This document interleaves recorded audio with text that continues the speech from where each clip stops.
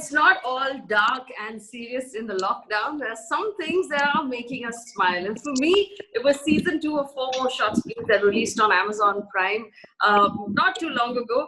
I binged it over the weekend, I must accept. It's gorgeous, and I have with me the cast and the director. And I must tell you, when season 1 had come out, I'd done an interview with these guys, and I didn't know how they would top season 1, but they've managed to do just that. Let me introduce to you these gorgeous women: Kirti Kulhari, Sani Gupta, Bani J, Manvi Gagru, and of course Nupur Astana, who's directed Four More Shots Please. Ladies, thank you for making us smile in the lockdown. Congratulations. It's absolutely gorgeous. Kirti, you first. And I remember we had this conversation. I don't want to give away too much because I want people to go watch the show. But at the end of season 1, we had this whole conversation of the cliffhanger where your character had actually left off. And it sort of rounded off so well. Did you expect that this is the route the character would take in season 2? No, I think by the time the writing for, the way it works for our show is like, we don't have the seasons planned, you finish one and then the writers kind of sit on it, post that and then decide what route to take. So no, when we were, finishing season 1 and that last episode, we didn't really know where this was going to go. So, yeah, we just we do it, we treat it like this is the end, this is what it is, and then of course the show having done so well, the second season was planned and then it was written, and it was then everything kind of became a part of it. I'm not going to go one by one because this is now like internet chat, so everybody can just do whatever they want. Istanbul, guys, it was gorgeous. It was amazing. And you know what? I didn't realize until I saw the first show in this season how desperately I missed travel and how everyone was really like enjoy seeing visuals of some other parts of the world. We're just so trapped in our houses. But how amazing was Istanbul to shoot it, Bunny? It was stunning. Like it was as beautiful as it looked in the show itself. And the only thing you guys were spared was the actual heat that we went through. But it was absolutely amazing to be able to go abroad and shoot a part of the second season there. And we had so much fun stuff to do on set every single day. They took us to like the best locations. So it was kind of like you get to see this beautiful place while you're shooting. So it was work and play. It was just a really good combo of everything. Like, I had a blast while I was there. Okay, so I have to ask you a technical question about the shoot in Istanbul. Sani, this question goes to you.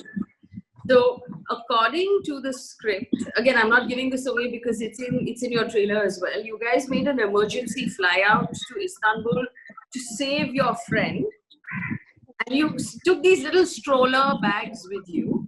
But out of these stroller bags came at least 6 outfit changes with shoes and accessories and handbags. How is that possible? To all of the women, we just know how to pack. We just know how to pack. You roll everything up really tight like a little sock and just shove it in there. You were rolling that one pair of white shorts in that scene, which you packed over and over again, and went like those like jumpsuits come down. Oh my God. I think nobody should answer this because I'm obsessing over props, and I'm like, no, the suit needs to be bigger and the bag needs to be bigger, and and they're like, no, just the shot. There is no time for all this discussion. So in fact, I remember when we were doing entering the airport suit. This is much later. We got the dates from all the girls, like the 3 of us. And in the morning, and you had to get out of there, I think by 9 or 9:30 in the morning because Rasa started.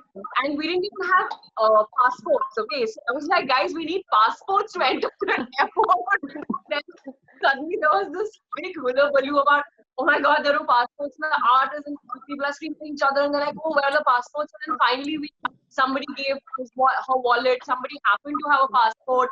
And people was carrying one passport. So, so there's always all of this while you're shooting and there's a little bit of logic absent. But I think Nupur, while Faye, you don't realize that after they made up with Siddhi, before the next scene, they went shopping. We just didn't show it. Shopping. yeah, We had a massive shopping Come on. trip. So there are 4 girls in Istanbul. They went shopping and then they started all their stories. I love what Siddhi has done in this season. Manvi, you and I have had this conversation several times about how someone needs to write the woman's perspective in relationships and a woman's perspective to sex, to promiscuity, to moving from losing your virginity to actually owning your sexuality. And your character does that so brilliantly. And I think it's really empowering to see Indian women have these conversations now. Yeah. No, and in fact, that's what a lot of people have been talking about. That the characters, even when it comes to sexuality, they are owning their sexuality. All the characters across the board, and they are. And again, it's that coming back to that. Now I feel like, because we've given so many interviews, I feel like it's the most overused word. But that agency, that it's not. They're having sex because they want to, not because they have to, or because they're being forced to. And in fact, Siddhi and Amit's track is that she wanted it to be a fling, and I mean she wanted to have fun. She wanted it casual, and sex is a big part of that. And when she didn't get that, she kind of takes a stand. I feel like I should also not give spoilers because Faye is so particular about not giving spoilers. But hey guys, it's your show. yeah, give it up. Yeah. I'm not the one who spent the last 1 year working on it. So no, and in addition, it's also like if you see their respective sexuality or the sex scenes, they're treated differently. They mean different things to them, to the characters, to the storyline. They're taking the story forward, and they're shot differently. They're supposed to make you feel different things at different times. So I think that, and I think it's very in a very fluid way, it's been incorporated in the show. Yeah, so even Kirti's character, and that the choices that she makes, that in the show, which her friends tell her not to do, but they're largely being done because you want agency. You want to be able to choose. You want to be able to make these choices for yourself and not have to sort of maybe conform to morality. Kirti? Yeah, absolutely. I think, moral compass is something which is very individual. I think that's the way I would like to go about it in my real life, and I think that's how I would want to talk about it through the work that I'm doing. And yes, I think it's very important. Like, it's great that through FOMO shots, we're actually talking about these things which are considered immoral or not considered right. And I think the final choice has to be with the individual to just evaluate all the pros and cons of that one decision and then be okay with whatever comes with it. So I mean, sometimes, and it's I think the track that between Anjana's character and Shashank's character is something, whether if there's a mention of open marriage. I mean, it's a fact. Open marriages do exist in the society. So it's great that it's being brought up in the show. And secondly, the fact that a character like Anjana's, which is considered, oh, she's married, oh, she's a mother, you as a society, you kind of expect such people to be the last people to do something like this. They're judged much more than a single girl who's like, who doesn't have any kind of such baggage. So I think it's great that this is said through Anjana's track, and the fact that, I mean, probably Anjana also knew that, after having gone through it a bit, maybe she had an inkling of that, I'm probably going to get hurt, more than anybody else. And she does. I mean, she hurts herself, she hurts everybody involved, she breaks a marriage that way, she has the baggage of that. But I think it's great that in this show particularly, whatever it is, good decisions, bad decisions, right decisions, wrong decisions, people are taking charge, and being responsible for it, going through their journey, realizing what they need to, and even after realization, maybe you see the characters, messing it up again, maybe they do, and we do in real life. It's not like one lesson learned and then you never do it again. So actually, what I loved about this, especially for Anjana's character, for all the characters, in fact, is that for women up till now, especially when they were men writing roles for women, you could only be one of two things. You were either the slut or you were the saint. So you were either like Sati Savitri, good girl, or you were this total slut who broke a marriage. There was no in between. And the truth is that all women are in between those two things, right? Yeah. And these four characters are so in between that you love them so deeply because you identify. So it's not that Anjana's character is being rigid, not saying what a slut. Only a slut would do something like this, like break a marriage, have an affair, things like that. I found it really empowering.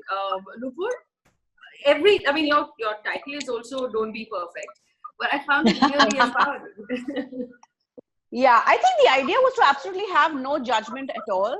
And, the whole Madonna and whore concept, which used to exist in films a long time ago, I mean, that's been broken down over the last few years.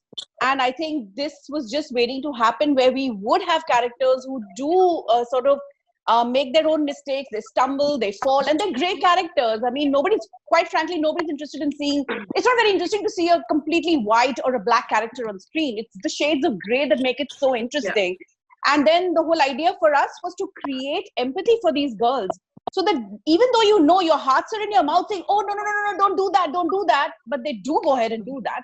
And then it's like, oh my God, I hope she gets back on her feet. And then how they do that is the journey that sort of makes it very, very sort of a compelling watch. I mean, Bani, Jay, last time we talked about, positive sort of view on the LGBTQI community from your character.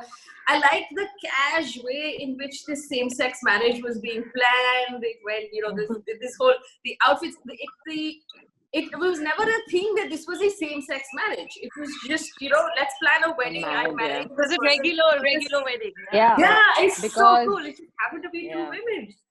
Dude, you're so cool, man, Bunny. Thanks, yaar. I do my best. But that's pretty much, I try my best. But that's pretty much what it is. It was just a wedding, for us at least. I mean, show on like the bigger picture of it and everything, and if you looked at the details, it's two women getting married. But I mean, I think even Umang just saw it as a wedding is taking place, and she was like just thinking about the fact that, dude, I'm getting married. She wasn't thinking like, oh, I'm marrying another woman, and she didn't think about that. I'm sure like when people were actually watching it also, I'm sure the LGBTQIA community was very aware of the fact that, oh wow, they're having like a same-sex wedding is happening. But then after a point, I'm sure even for them it was just like, dude, that's so cool, and it's a wedding that's happening, and that's great, man. So I think after a point of time, at least I just looked at it like another wedding. It was not a big deal for me, even as like a character or like an actor, part of the show, to be like, wow, we're doing same-sex wedding, cool, yaar. I was like, yes, let's get them married, let's get them to the contract, let's do it. So yeah, it's pretty cool. I think the more you normalize it and the more you keep the tone very real and easy, then that adds to the fact that it's okay, it's just a wedding. Yeah. And people and that visual, that visual of when Vani and Umang and Samara are walking in, and there's that the color pop at the back, and you see these two women in complete bridal wear and looking stunning, and then that music playing and walking in high speed. I mean, that visual itself gives you goosebumps. That is such a strong image.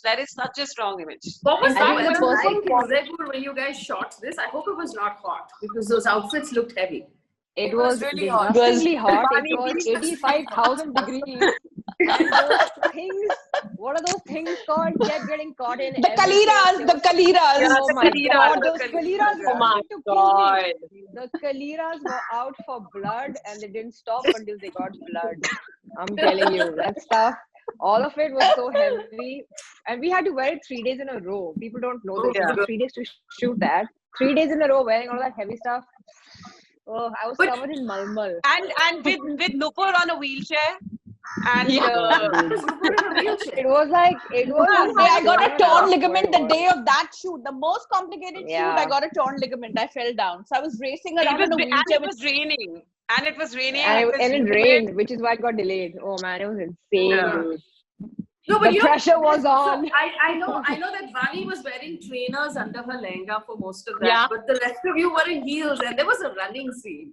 They made their choices. Feminism means choice. They made their choices.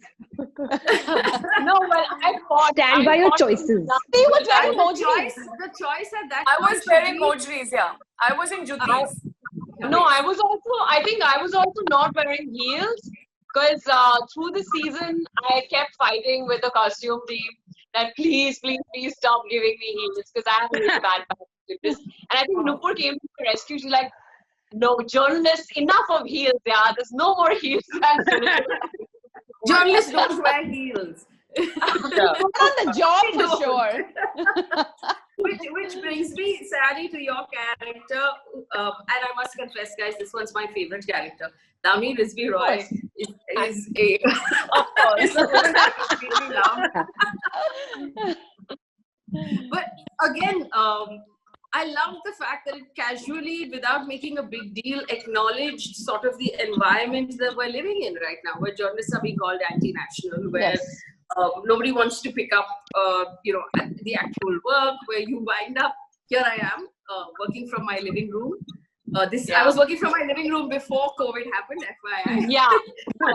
You invariably become independent because there aren't too many choices left. Yeah. You know, I think one of the main reasons why I think Damini's character was the character I always got attracted to from the first time I read the script was because of her spunk and her guts, you know. And I think it's so empowering to even see and be able to portray women on screen who have courage.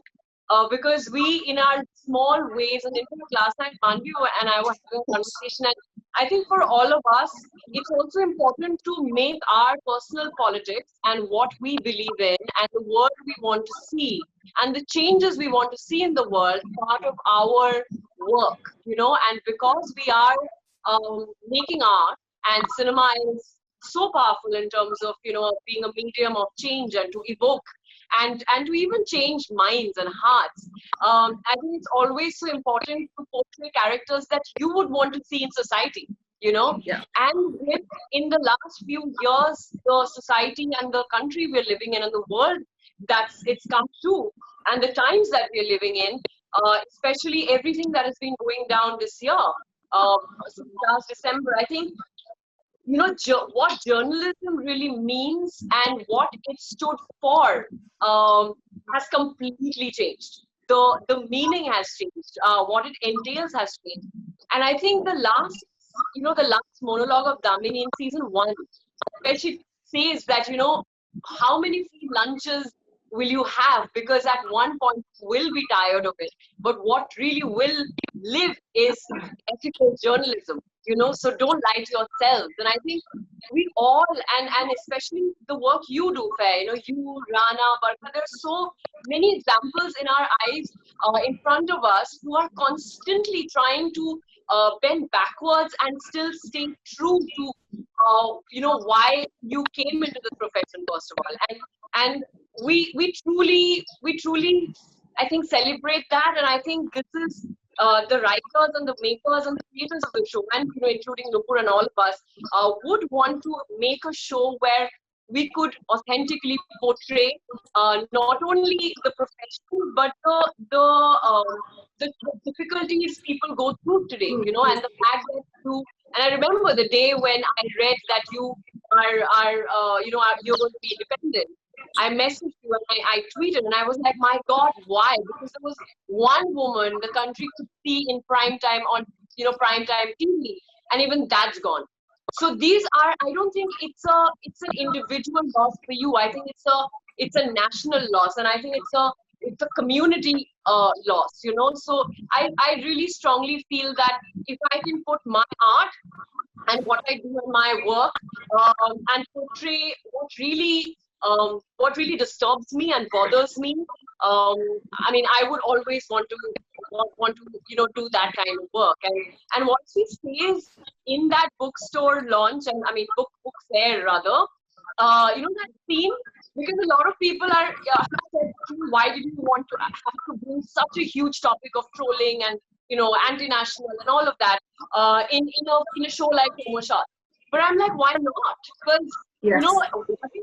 it's obviously it's a glamorous show, but why does it have to be a bunch of bimbets looking glamorous? Why can't it's a show about strong, independent, fierce women who also are have these glamorous lives, and these are things that bother us in our real lives in society, and this is what's bothering them, because the show is set in today's time, and in today's time this is the reality where there is no freedom of speech and expression, or it's being curbed in big ways. And that's what I want to come back to. While in its own right, the show is gorgeous. You guys are amazing. It's really funny in parts. The support cast could be among the best looking support cast that any of these shows has. But what I love, and Nupur, this question is for you, what I love is how these serious topics sort of get smuggled into the fun, right? You're dealing with the problem of same-sex marriage. Here's a couple that loves each other, has to fly out to London in order to be official, to actually be married to each other. You're dealing with what's happening politically and with journalism and with free speech.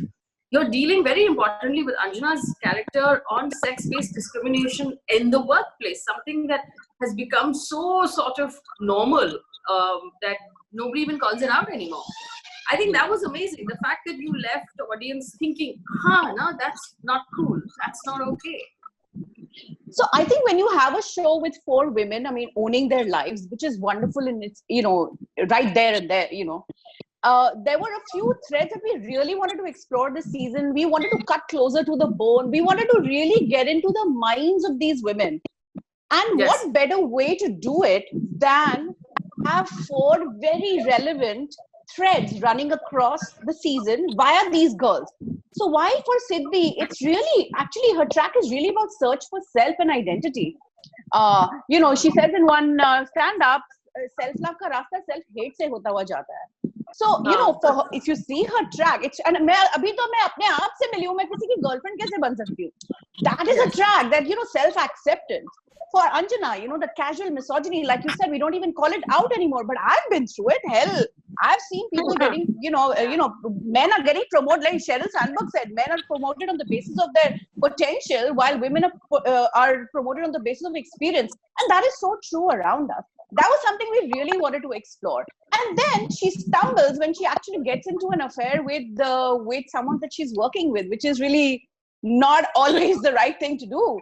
So she has to figure out that, for herself. And for Damini, I mean, it's so difficult to have your creative voice heard in an environment that if you're not pro-establishment today, it's so difficult. So that was her thread. And for Umang, the same-sex marriage, I mean, and normalizing that, I mean, that itself is such a huge deal. She's going, I mean, her parents aren't talking to her, and she's completely submitted to the love of her life, and then she realizes, the power equation in a relationship. I mean, how much are you willing to get subsumed in that? You want your voice also to be heard. You want to be equal in a relationship. So I think we chose these very relevant kind of threads, and we chose them because they also go with what our girls are doing, and the characters are from season 1, and therefore we could take them further with these threads. And that was the only way I knew how to cut close to the bone and to sort of get into nuances also, and there are certain layers that, when a person is binging across over the weekend, like, eating like a chocolate cake that's just come out of the oven, you may not see the layers. But I think in a month or so, when you go back and you kind of see aram se, and, you'll really savor it and see things that you may have missed. Yeah. You know, I must compliment Kirti here. There are so many of these moments on this sort of workplace discrimination where her teeth are on edge and she's sort of gritting. And every working woman has been there. You know, where you're not actually saying anything, but you're just like, oh my God, I can't believe this is happening again. You know, that indignation of the whole thing. It was just done so well. Because I was like, oh, I remember being there. I think all of us remember being there. Yeah. Thank you. In fact, I told Kirti, especially about that moment, you know, when he says, and he's like, get a drink, come get a drink, you know, so casually and like, you know, condescendingly, and then, you know, the camera sees an expression. I was like, yaar, matlab, you know, I think we all felt like we were there at some point. So well. And she was every woman. So last question. Most of the show is shot in Mumbai, in Bombay. What are these apartments, guys? And where the windows are open, and there are these curtains, and you guys are outdoors all the time. What weather is this? And some of the shots, you know, Nupur, of, you know, your aerial shots of Mumbai. I mean, what city? How have you even got the city to look like this? What did you do? Faye, I really, in season 2, just before I came in, I told Rangita we need to bring in Mumbai as a character. South Mumbai specifically, because that's what we're saying that the girls are living in, right? And the show looks amazing, and the city has to look amazing. So I'm not showing the kind of Mumbai that you know, would be seen in a gritty gangster kind of show. This is another Mumbai that also exists, South Mumbai, looking beautiful, Leopold Cafe, you know, walks near the Taj. I mean, those exist, and those tree-lined streets. If you want to see them, that's also part of our city. And I was like, I am going to shoot the best-looking shots ever. We sent a drone out, and we did a lot of things. Everybody wants to see this Mumbai, including people who've lived in Mumbai for the last 20 years. Where is this city? Yeah. I've had friends saying they're feeling nostalgic, and you know, I mean, people who've left Mumbai, they like really, And as far as the homes are concerned, I mean, you know, Damini's of course lost her job, but she still has the home from season 1, and it's probably paid for by her dad, who's this big hotshot editor publisher. So you know, I mean, it's okay. Yeah. I mean, I think I make up for it because you never see Umang's house at all. And if you saw it in season 1, I mean, I make up for it. Yeah, you see my house in season 1 only, and season 2 season 2. Season 2, there are a couple of shots. Yeah. So I mean, I think my house makes up for it and brings everybody back down to earth. But the other thing we must acknowledge, guys, is the wardrobe and the drinking. I mean, like, that's a lot of drinking for anyone, woman or man. You're really bad girls. No, you know, so last year when we were shooting for season 1, I kept asking, like, what are these girls taking? Like, they must be taking some party fix pill, right, before drinking, because they are drinking and they never have hangover. They are completely sober even after drinking, and they have no dark circles, no bags under their eyes. I think we live on Party Smart. You know that pill that came out some time ago called Party Smart. We have packs of those in our many bags. All right, so Bani, what I loved about this season was that it actually had you in the gym lifting some serious weights, which anyone who sort of follows you on Instagram knows this is what you're like otherwise.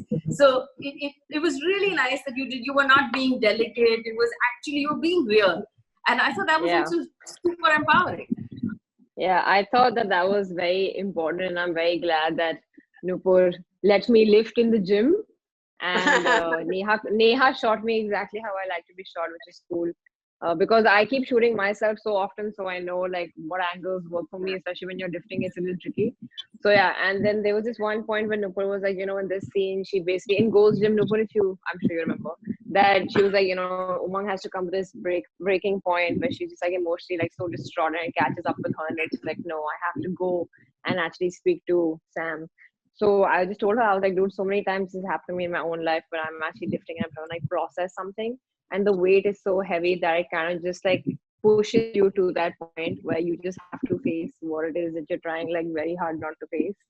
So yeah, so that was a shot, that opening shot where I'm like trying to do my flies, and then I just like so like I repped it out until I was actually like it was cool though. It was cool. And that's like a really nice moment in the, just her just the look in her eyes and just the act of working out like a beast. I mean, it just brought to the forefront her emotion that I need to go and meet Samara. And that's the first time she meets Samara in the show in season 2. You know, but what was really funny, Bani, was, in fact, I haven't told you this, when she's doing the photo shoot, and the men are like, just take some light weights, okay, and literally gives her like 2 kgs or 1 kg, and Bani, and we know Bani, right? And Bani is this, and she's really strong. Like, she could literally pick any of us up or 2 people up like that, right? And they're literally giving us like, no, it doesn't look feminine, and they're giving us these little dumbbells. Barney's face at that time was actually not just Umang's face, it was Barney's face. Like, and Umang and Barney merged into one to bring that expression to life. That's what happened. I was like, you don't know a thing about femininity if you think that we cannot lift heavy weight. Absolutely. Yes.